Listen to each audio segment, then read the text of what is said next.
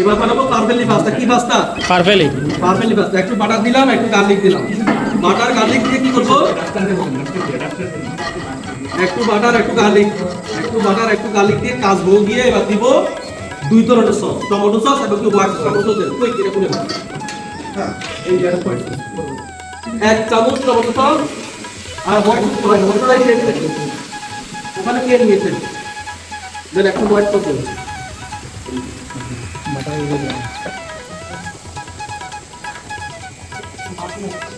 আছে পছন্দ রাখবেন, পছন্দ রাখবেন। আর দিলাম 1 চামচ আমি বুঝতে না।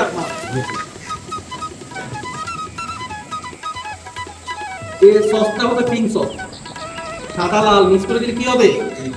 Pink sauce. দিব পারফেক্টলি পাস্তা। দেন পারফেক্টলি পাস্তা দেন। এটার নাম হচ্ছে কি? Perfectly pasta. এখানে